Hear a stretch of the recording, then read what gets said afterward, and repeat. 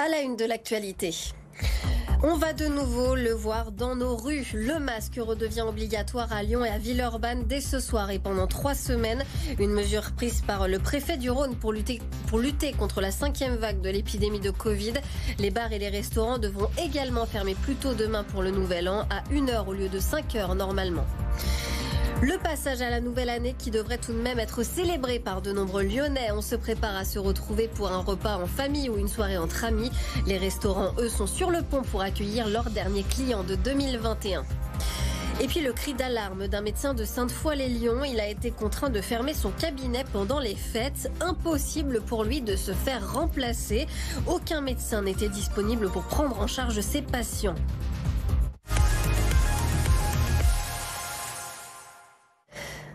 Préparez-vous donc à de nouveaux changements. La préfecture du Rhône met en place de nouvelles mesures pour freiner la 5e vague de l'épidémie de Covid.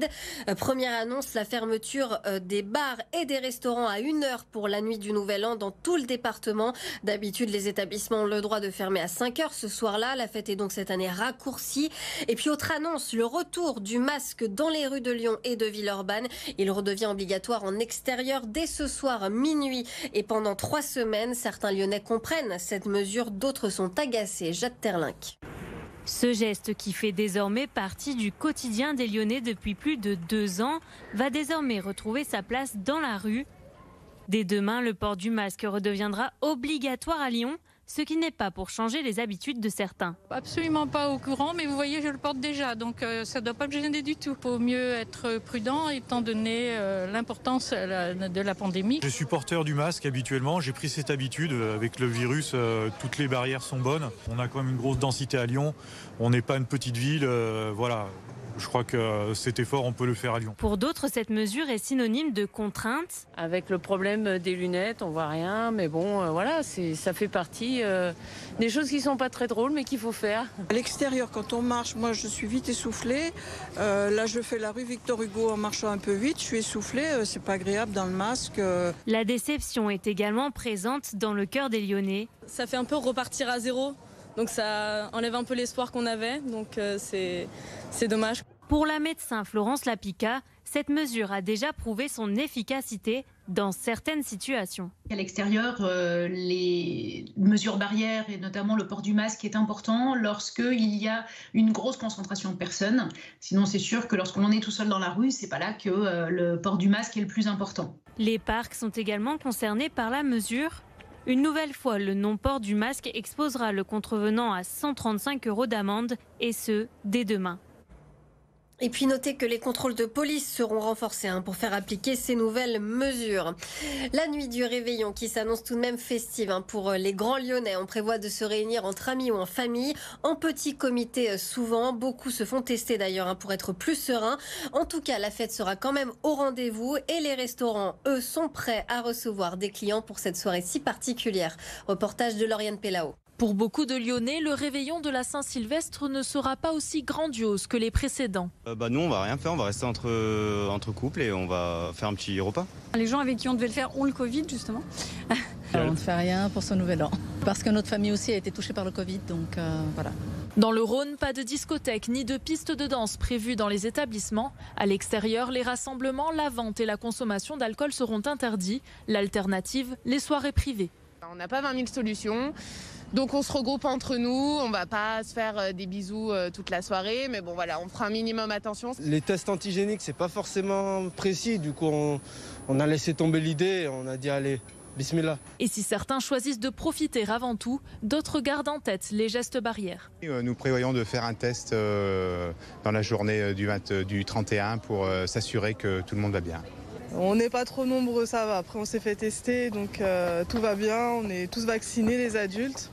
Donc logiquement, ça devrait bien se passer. Concernant les bars et restaurants, ils devront fermer à 1h, mais les gérants sont soulagés de pouvoir fêter le passage en 2022. Ici, repas gastronomique traditionnel au menu, c'est l'une des plus grosses soirées de l'année. On affiche complet demain soir, donc c'est avec plaisir que nous allons pouvoir organiser cette belle soirée tant attendue. Parce que souvenez-vous, l'an dernier, on était en click and collect à cette période, mais aujourd'hui, pouvoir le refaire ici dans notre lieu et dans notre restaurant, ça va être un bon moment.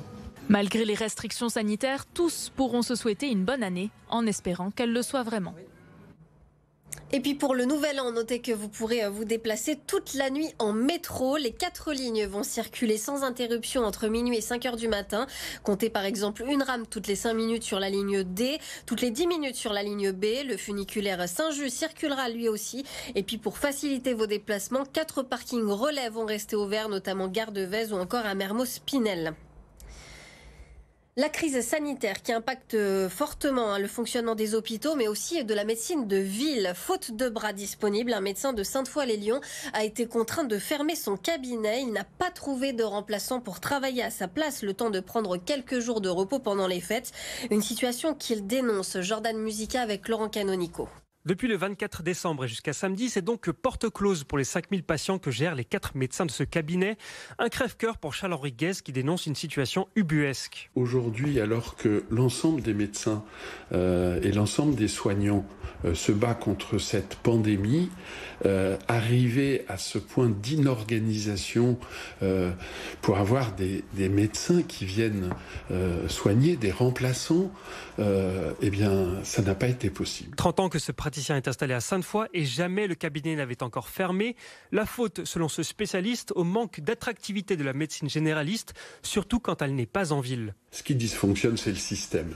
Aujourd'hui, ces médecins ont aussi leur vie.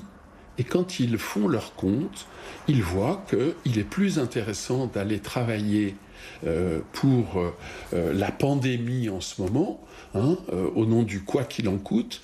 Et les soins de premier recours sont vraiment les dindons de la farce. C'est donc la mort dans l'âme que Charles-Henri Guez est depuis une semaine en vacances.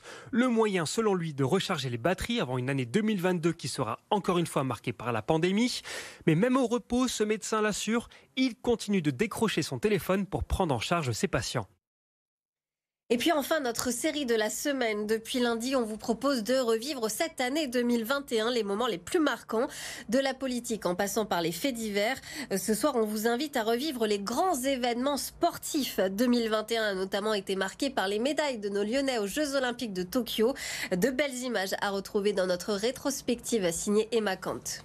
L'année 2021 commençait sous les meilleurs auspices pour l'Olympique lyonnais avec l'arrivée en mai du nouvel entraîneur Peter Bosz. Je suis très heureux d'être là et j'espère être là avec beaucoup de succès, avec un super club ici. Mais c'était en réalité le début d'une année noire pour les Lyonnais, englués à la 13e place du classement de Ligue 1. Nous avons un entraîneur et un staff de qualité. Pourtant, c'est vrai, nous n'avons pas toujours réussi les performances que nous souhaitions. L'OL doit aussi régler le problème des débordements extrasportifs avec ses supporters dans les stades. Seul point positif pour Lyon, ils ont été à la hauteur en Coupe d'Europe. Grâce à 5 victoires et un nul, les Lyonnais se sont qualifiés en 8e de finale de Ligue Europa. Une année compliquée également pour les féminines de l'OL, marquée par l'arrivée de Sonia Bonpastor en tant qu'entraîneur en avril. Battues en quart de finale de Ligue des Champions et devancées au classement par leur rivale parisienne en championnat, les Fenotes sont loin de leur standard habituel. Mais le retour de leur attaquante phare, la Norvégienne Ada Egerberg, après 21 mois hors des terrains, peut ravir l'Olympique lyonnais en cette fin d'année. Ce que j'ai vécu personnellement avec ces blessures, ça m'a donné le temps de réfléchir différemment. On ne met pas le compteur à zéro complètement, mais je suis repartie sur des bases fraîches. L'Asvel, elle, surfe sur la vague de son succès français et européen. L'équipe de Tony Parker et de son frère TJ a réalisé le coup parfait en signant un doublé championnat Coupe de France. Après une série de 4 défaites, les Villeurbanais ont également arraché sur le fil leur ticket pour l'Euroleague. Il n'y a qu'une personne qui est dans la pièce qui peut savoir ce que je vis aujourd'hui. Ce que je vis depuis des années. Donc c'est vrai que c'est émotionnel, c'est sûr. Parce que c'est des années de travail. L'année 2021 a aussi particulièrement souri aux Lyonnais lors des Jeux Olympiques de Tokyo. Hugo Boucheron a remporté l'or en aviron 2 de couple, aux côtés de son partenaire Mathieu Androdias. Et la Lyonnaise Manon Brunet a signé une belle revanche en devenant double médaillée olympique au sabre. Elles sont très belles, elles sont en relief. Elles font plaisir parce que le poids qu'elles ont, c'est presque le poids de toutes ces années. De quoi espérer de nouveaux exploits pour Lyon en 2022.